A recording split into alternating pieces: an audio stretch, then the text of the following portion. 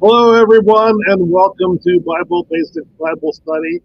Tonight, we're going to be talking about, well, we were going to be talking about the first chapter of a couple chapters of Exodus, and we still are, but those of you who were here last week know that we got cut off. It wasn't just here on my end. A lot of Antietam people lost service last week, so sorry about that. So we're going to backtrack just a little bit when we get into it. Please say hi to each other in the chat if you're willing to do that. Tell us where you're watching from. Love to hear from you.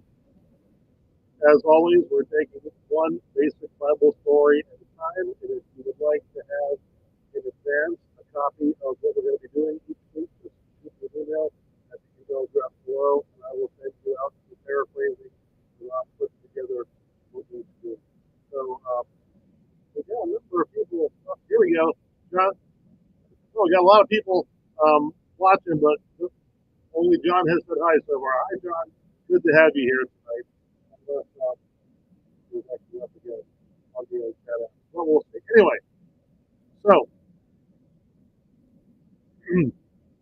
let's go ahead and open with a word of. Oh, and after our lesson tonight, we're going to talk a little bit about the Methodist Church, and then we're going to talk about other stuff going on in the world of Christianity. Hey, hello, Joan. Welcome. Let's go ahead and open with a word of prayer, shall we? Gracious God, may the words of my mouth and the meditations of all of our hearts be acceptable in your sight, for you alone are our rock and our redeemer. Amen. All right, folks. So, Exodus chapter 1 at the very beginning of chapter 2. Hello, Barbara. Listen for the word of our Lord. Joseph and the rest of his generation eventually died, but their descendants were very fertile. The Israelites multiplied until they filled the land. A new Pharaoh, audio is a little off. Uh-oh. Mic a little closer. Hopefully that'll help a little bit. Starting over again. Hope it sounds a little better. Joseph and the rest of his generation eventually died, but their descendants were very fertile. The Israelites multiplied until they filled the land. A new Pharaoh came to power, and he knew nothing about this. He told his people, there are too many Israelites here, and they're stronger than we are. We need to deal with this situation. If they grow any stronger, the war breaks out. They may side with our enemies. Taskmasters were assigned to oppress them with forced labor. They built the cities of Pithom and Ramses, which were storage complexes. But the more they were oppressed, the more they multiplied. Egypt began to fear the Israelites, so they became ruthless. They made their lives unbearable, making them do everything from construction to farming. The enforcement was merciless. The king of Egypt spoke to the Hebrew midwives. One was named Shiphrah, and the other was Puah. He said, when you help the Hebrew women give birth, kill the boys. You can let the girls live. But the midwives feared God and didn't do it. So the king asked them, why did you let the boys live? The midwives answered, the Hebrew women aren't like Egyptian women. They're strong, and they give birth before we get there. The Hebrew people continued to multiply and grew strong. Because the midwives respected God, he blessed them. Pharaoh commanded the people, whenever a Hebrew was born, throw it into the Nile. Only let the girls live. A Levite couple had a son. When the mother saw how beautiful he was, she hid him for as long as she could. After 3 months, she couldn't hide him anymore. So she took a papyrus basket, the waterproof with tar and pitch. She put the baby in it and placed it on the very edge of the river among the reeds. His sister kept watch from a distance to see what would happen. Pharaoh's daughter came to the river to bathe. She saw the basket stuck in the reeds and sent a servant girl to get it. When she opened it, she saw pain. He was crying, and she felt sorry for him. She said, this must be one of the Hebrew babies. The baby's sister approached and asked, do you want me to get a Hebrew woman to nurse the child for you? Pharaoh's daughter said, yes, go. Jeff Long says the audio is unintelligible. Joe Dawson also says the audio is unintelligible. Hey, I'm beginning to wonder if the free streaming services cracked up.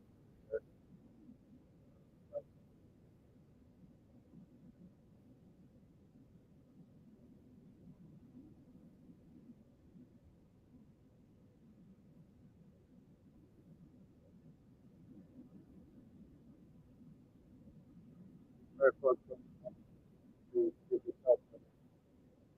Garbled and warbled.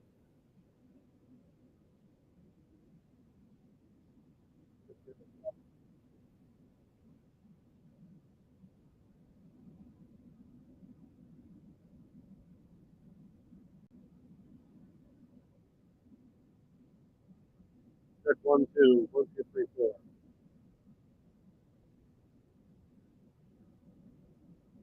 Check 1, 2, 3. Oh, that's terrible.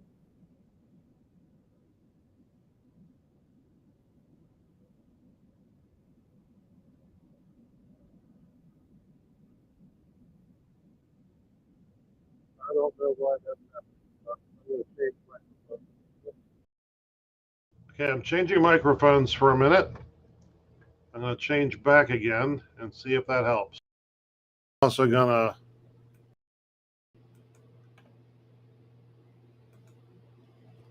let me see if that helps any.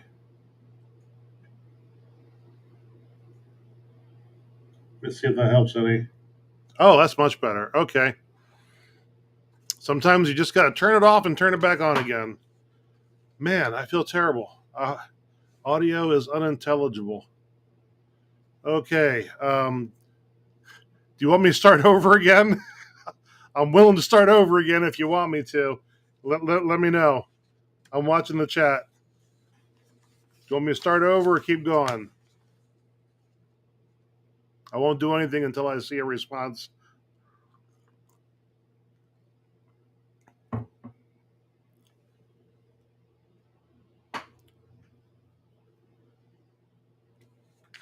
Start over or keep going? Go for it. I'm not sure which one that means, though. Keep going. Keep going. All right. All right. So Pharaoh's daughter said, "Yes, go. Go get the go get me a Hebrew woman." The girl went and got the baby's mother, and Pharaoh's daughter said, "Take this baby and nurse him for me. I'll pay you." The woman took the child and she nursed it, and when it was time to wean him, she brought him back. Pharaoh's daughter adopted him and named him Moses because she drew him out of the water. Moses sounds like the Hebrew word for drew. Sorry that everything came so garbled. I did test all my equipment before we started tonight, and it was working. There's no way to test the stream itself, unfortunately. All right, so last week I was almost done talking about the end of Exodus, the end of Genesis, when I got cut off by Antietam. So Exodus begins where Genesis ends. So in the last chapters of Genesis, Joseph and his 11 brothers moved the entire family, which is all of what will become the people of Israel. Israel is his father's other name, the 12 sons, not yet tribes of Israel, but the 12 sons of Israel. And they moved the entire family from Canaan to Egypt, where Joseph is the right-hand man of the Pharaoh, and he wields enormous power as the right-hand man of Pharaoh. So the entire region is enduring a 7-year-long famine, and Joseph is tasked with rationing the nation's food supply, which he has been storing up for this famine. So Joseph feeds the people, but he does not feed them for free. So the end result, as we read in the last couple chapters of Genesis, is that the people of Egypt watch helplessly as their land and their livestock and even eventually their own bodies become property of the state. So meanwhile, Joseph's family, the Israelites, are becoming quite prosperous and living in the best part of the land. Now, some biblical scholars believe that Joseph's story takes place during the Hyksos period of ancient Egypt. Now, during that era, Egypt was being ruled by a foreign group called the Hyksos, who had come in and invaded and set up their own line of kings on the throne, and they were there for I think about 200 years, and they were eventually expelled from Egypt. And after they were expelled from Egypt, the Egyptians did their best to completely erase any evidence that the Hyksos were ever there. And these Hyksos were from Western Asia, so the same general direction that the Hebrew people came from. Now, we don't know for a fact that that is when this story takes place, but if it is when this story takes place, that could explain three things. First of all, it would explain why there is no archaeological evidence for Israelites ever having been in Egypt during that period. It would also explain why the new Pharaoh knew nothing about Joseph's role in saving Egypt from the famine, because the new Pharaoh that rose was an actual Egyptian Pharaoh, not a Hyksos Pharaoh. And so, if that is the case, that would explain why there's, because Joseph's relationship then would have been with the Hyksos. And that would also explain why the Egyptians were so anxious about all these non Egyptians living in their midst, because being from the same groups of peoples, it's possible that the Israelites that came in during the Hyksos reign were in some, basically allied with the Hyksos. So, whether or not that Hyksos theory is true, or correct, I should say, one thing is clear, which is that now in Exodus, the tables have turned. The Egyptians are now throwing off the yoke of slavery, and they're laying that yoke right squarely onto the Israelites' shoulders. So the Hebrew people have now been in Egypt for too long. They're not supposed to be in Egypt anyway. They're supposed to be in the Promised Land, and they're not there. So it is time for them to leave. And into that situation, Moses is born. Now, before the baby even receives his name, though, he has this bit of an adventure, right? Because his mother, like all mothers, has been instructed to throw the baby boy into the Nile River. And so she sort of follows the order. She puts the baby in the Nile, but first she builds sort of a makeshift boat out of a basket, and she puts him in the basket, so at least he's going to have a fighting chance in the water. And then the boat, of course, is found by the royal family, and the rest, as they say, is history.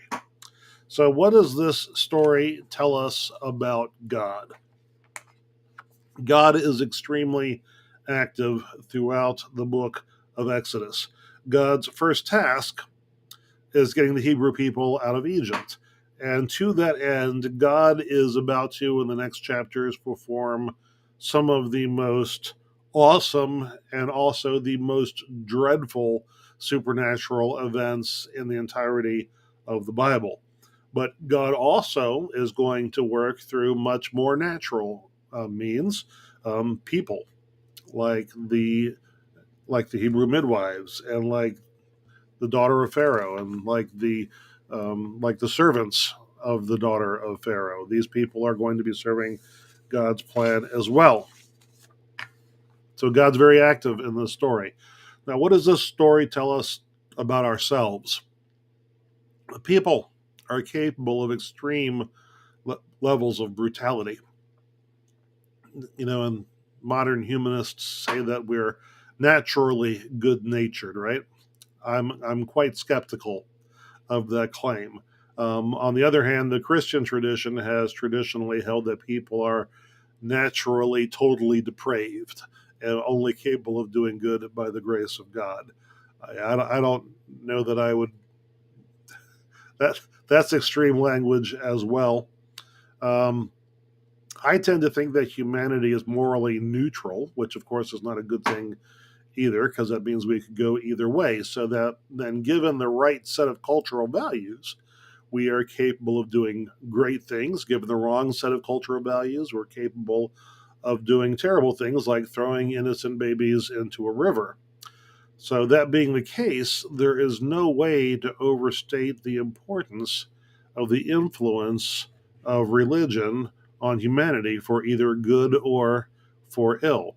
Now, I know some folks would say that they don't have any religion, but the truth is everybody has religion. They don't all call it that. Everybody has a value system. Everybody has something in their mind, in their worldview that they believe gives them a sense of purpose, that they believe, at least everybody who's functional does. People who don't have a sense of purpose really struggle. People who are functional in life have something in their worldview that gives them a sense of purpose and that they believe gives meaning to their lives and is capable of providing for them the things that they need to be successful in that sense of purpose. Everybody has that. Not everybody's conscious of it, and everybody calls it religion. And some people are sort of making it up as they go along, which is perhaps the most dangerous way to do it. Excuse me, still getting over this cold. Everybody has a religion, and the one that we choose is going to make the world a good place or a bad place or just something that never lives up to its potential in the eyes of God. So what does this story then tell us about our relationships with God and with each other? Well, this story tells us that God, among other things, it tells us that God rewarded the Hebrew midwives for their courage in defying Pharaoh's orders. Now, God does not always reward faithfulness, at least not in this life. And anybody who claims that God does always reward faithfulness in this life is they're ignoring a good-sized portion of the Bible, not to mention a good-sized portion of the reality that we all live in. So why is it then that God sometimes rewards faithfulness, but sometimes does not? Why is it that some people get miracles and others don't? Now, the miracles in Exodus are nothing short of spectacular. Some would even say incredible, which would mean lacking in credibility. If we're going to take these miracles seriously, and I believe we need to take these miracles very seriously, then we need to remember something very important, which is that they're called miracles because they are so rare. They might not be rare in Exodus, but they are rare today, and they're rare everywhere else outside of the Promised Land. But they are rare, but they are purposeful. Now, Israel is not, of course, just any nation. Israel is God's chosen nation, and it has a mission that no other nation can fulfill. So God's going to protect that nation and that mission at all costs. When God intervenes in supernatural ways, that intervention has very important repercussions that we are not going to fully understand. So God intervenes directly, sometimes in miraculous ways, when God's purpose for the world is at stake. That's all I have to say about that. So I will say one more thing about that. So if you ever receive a miracle, and I would say that I have witnessed 2 miraculous healings that cannot be explained scientifically, and I avoided a car accident when I was a teenager in a way that I can only ascribe to God because I did not have the driving skill to accomplish what I accomplished that day.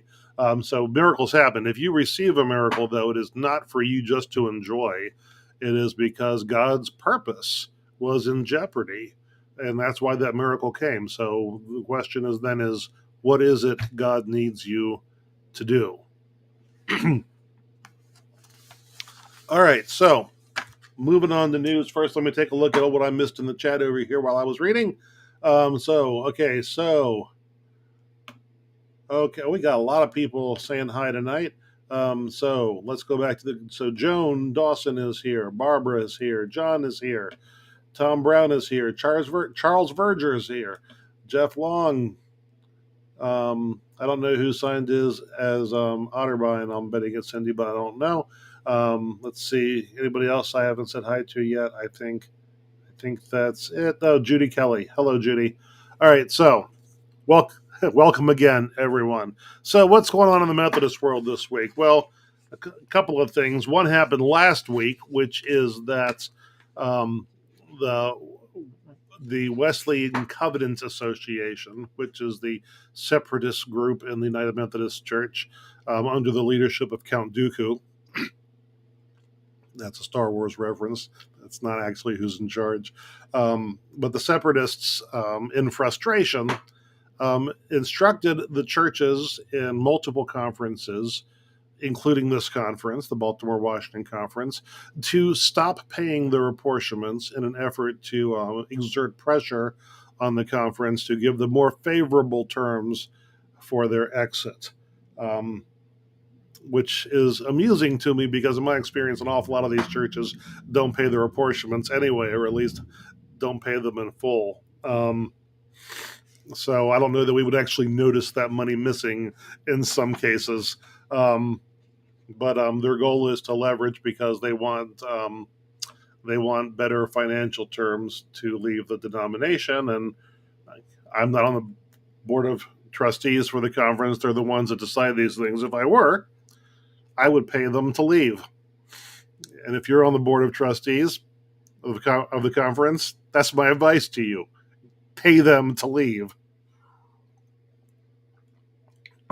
Because in other news, they have withdrawn their pledge not to file charges against progressive pastors for performing same-sex unions. They have pledged to do that until the next conference, general conference, and they have withdrawn that pledge and are now doing it. So their purpose, I believe, is to make themselves odious enough that we'll do whatever they want. Anyway, in other news related to that, 5 of the largest formerly Methodist congregations in the country that were expected to join the Global Methodist Church have announced that they are not joining any denomination. They are forming their own network of like-minded people. They want to have a loose network of accountability without the encumbrances of an organized denomination. What could go wrong? Finally, the last thing I wanted to talk about tonight. Actually, I was going to talk about it last week, but we didn't get to. The last thing I want to talk about tonight is an article that was in Christianity Today last week that pastors have been talking about in various forums online.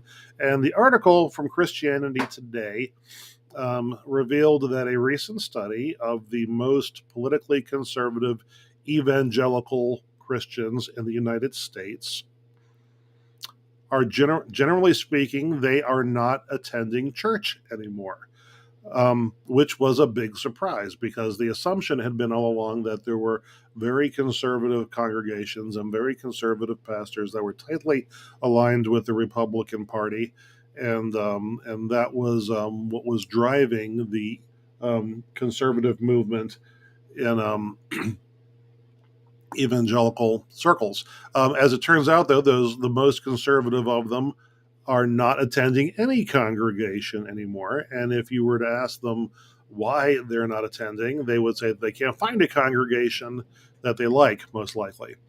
And Christianity Today said that what has happened here is that, so the religion has been subordinated to the political agenda, and they have jettisoned the portions of their religion that does not fit their political agenda, which is why they have felt the need to go rogue and no longer attend a congregation. Now, of course, progressives in this country, politically progressive people, also in large numbers have stopped attending church as well. The difference, though, is those Christians that are progressive politically and have left the church, if you ask them if they're religious, they'll say no, they're not. Okay, whereas the conservatives who have left church, if you ask them if they're religious, they will still say yes, they are still very religious. Okay, so what is going on there? And what is going on there, I believe, is what Camille Paglia said last year or the year before, which is that religion is politics has replaced religion for these individuals and is now functioning as religion. And on the conservative end, they see themselves as religious people, so they continue to say that what they believe is a religious system, whereas on the progressive end, they don't see themselves as religious people. So although politics is functioning as their religion, they're not conscious of that fact. In both cases, what you have here is the secularization of America and how that is playing out in religion. So what you're seeing is that um, people who are politically liberal are secularizing in a way that is very different from people who are politically conservative, but it is two different versions of secularization. Um, yeah, so that was a big surprise to a lot of people. It shouldn't have surprised me, and I'll tell you why. 15 years back, about thereabouts. No, it wasn't 15 years back. I guess it was more like 10 years back. Oh no, it was it was more than 15 years back when I was serving as a pastor in Walkersville. There was a religious group, the Ahmadi Muslims, which are an offshoot of Islam, wanted to build a mosque and a conference center on a farm in the Walkersville area, and there was a huge public controversy over it, and they ended up changing zoning rules to prevent that from happening.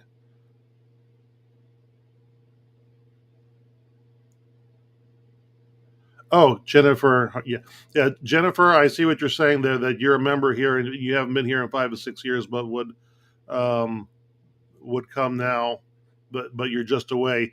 Yeah, well, you're participating online though. Okay, these are people that are no longer the part of any congregation, no longer part of any congregation at all. They've probably actually withdrawn their membership from a congregation. These people that I'm talking about. So it's not just that they haven't been around for COVID or for whatever. They're not maintaining any kind of relationship with a congregation at all. So it is different. And I certainly understand that things have been different everywhere, and as church has moved online and so forth. But at any rate, so the Ahmadi Muslims wanted to build this center on a farm in the Walkersville area, and the Walkersville Council ended up changing the zoning rules to prevent that from happening. And then there was a lawsuit, and the town lost, and the town ended up having to buy the farm. It was a big stink. Um, but I remember going to these town hall meetings that were packed with people who were very emotionally charged, and many of them were using very conservative evangelical language when they were speaking, and they were talking about this being a Christian town and so forth. And those of us who were pastors were looking at each other, going, "Who are these people? Have you ever seen? They don't go to my church. Do they go to your church?" None of them that we knew of were part of any congregation, but yet they were showing up saying this was a Christian town. What makes a town a Christian town? Um, that's the question. Um, anyway, that's all I have for you tonight. I hope that this has been beneficial to people despite the technical problems. The number of people viewing has fluctuated dramatically over the course of the evening. Surprise, surprise. All right, let's go ahead and have a word of prayer.